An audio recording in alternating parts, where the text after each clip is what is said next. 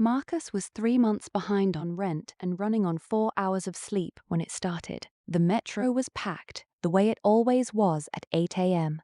Bodies pressed together, nobody looking at anybody. He was standing near the doors, coffee in hand, trying not to think about the overdue notice on his phone, when he heard it. God, I hope he doesn't notice the stain.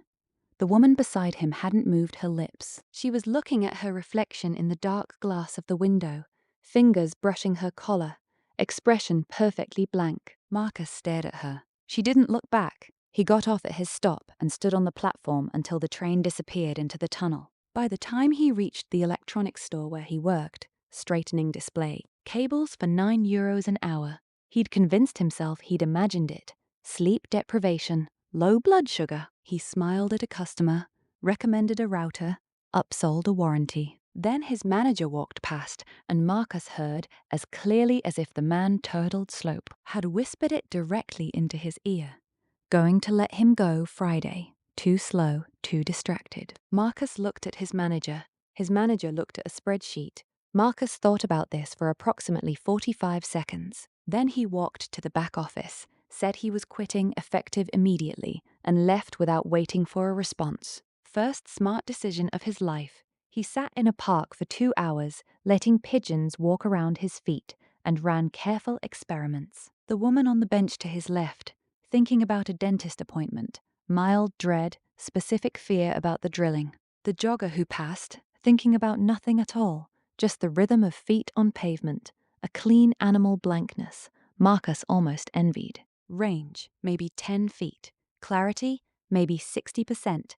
Mostly emotions with fragments of words attached, like subtitles with half the letters missing. He walked home and opened his laptop. He had €580 in his account and no job. He smiled at the screen for a long time. Okay, he thought, let's figure out what this is. 6 feet became 20. 20 became a city block. Marcus spent the first week doing nothing but mapping the ability. Obsessively, scientifically, the way he'd always been good at breaking down systems. He filled half a notebook. Fear was the loudest signal, sharp and high frequency. Grief was a low hum you felt in your chest before you identified it. Greed was almost identical to lust, which he found darkly funny. Lust itself was, as he wrote in the notebook, extremely detailed. Disturbingly so. People are not okay. On day 8, he walked into a casino, not to cheat the tables. He was smarter than that.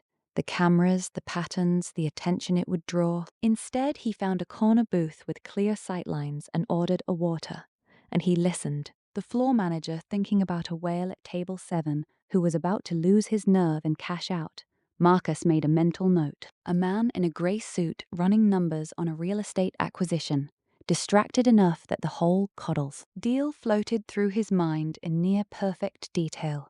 Office block, price, completion date, the other bidder's number. Marcus lost €40 at blackjack deliberately, just to have a reason to be there. He tipped generously. He left with 4 stock positions and a real estate play sketched on a napkin. That night, he opened a brokerage account with his last €600. He didn't sleep. He made a spreadsheet instead, color-coded, obsessively sourced. He cross-referenced everything he'd heard against public records, news archives, company filings. He wasn't going in blind. He needed the logic to hold up, needed to understand why the people he'd read were right, not just that they were. By the end of the second week, the account read €14,000.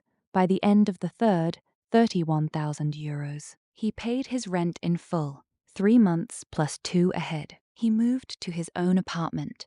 Nothing impressive, 1 room and a kitchen that faced a wall, but his. He stood in the empty space with a bottle of cheap Carver he'd bought at the corner shop and drank it on the floor in the dark.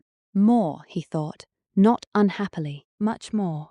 The €180,000 milestone arrived on a Thursday, 31 days after Marcus opened the account. He didn't celebrate. He made another spreadsheet. The system by now was almost elegant. He rotated locations. Hotel lobbies in the financial district where consultants and bankers killed time between meetings. Airport lounges where executives let their guard down mid-transit. the ground floor cafe of a building that housed 3 investment firms and a law practice. He sat. He ordered coffee. He listened. The key, he had learned, was not to take everything he heard. The signal was noisy.